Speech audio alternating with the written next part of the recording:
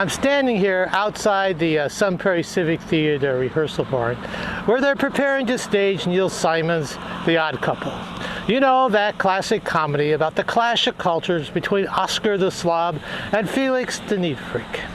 Basically, it's a story of two guys who drove their wives to divorces by their behavior and then decided to move in together. What could go wrong? Well, luckily for us, that setup is just right for a night full of laughs.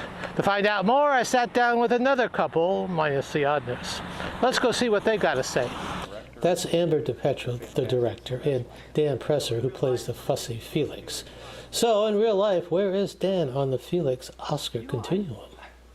I actually probably do lean a little bit more towards Felix than I do Oscar. I mean, my wife would probably tell you I'm a bit of a slob sometimes, but I'm also a clean freak sometimes. So I think we all have a little bit of Felix and a little bit of Oscar in us, and you kind of have to tap into those parts, and that's where she's real good at pulling that out of us.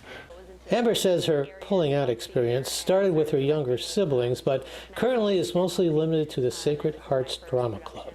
That is, until she decided to direct Odd Couple for Sun Prairie Civic Theater. Although set in the 60s, she feels the show still has something to say.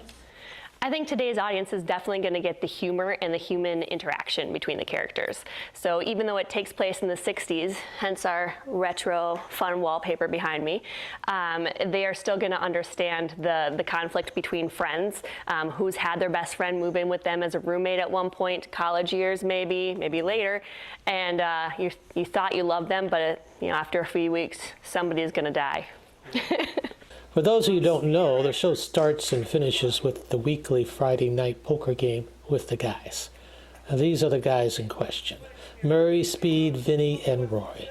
Truth be told, the primary reason the boys get together each week is to spend some time away from their wives. And the game is functioning well on that level until, partly with the guys urging, Felix moves into Oscar's apartment. Well, it's not long before the guys discover they've created a monster and that Oscar and Felix have become a parody of a failing marriage. Not what they signed up for. So, can the marriage be saved? And even more importantly, can the poker game be saved? And how? Well, you'll just have to buy a ticket to the show and sit in the audience to find out. And if you do... The show isn't just what's going on the stage. It's the people in the audience reacting to what's happening on the stage and being part of that feeling and part of that energy. So it's a great way to just enjoy a night of fun. Well, there you have it. Whether you're the happy slob or the uptight neurotic, everyone enjoys a night out full of laughs and surrounded by their fellow audience members. And when it's over, before you leave, be sure to stop and congratulate and shake the hands of all the cast members. And not to worry, Dan, he always carries his own hand wipes. Ha! This is Sandy Kintner out and about, reporting for Sun Prairie News.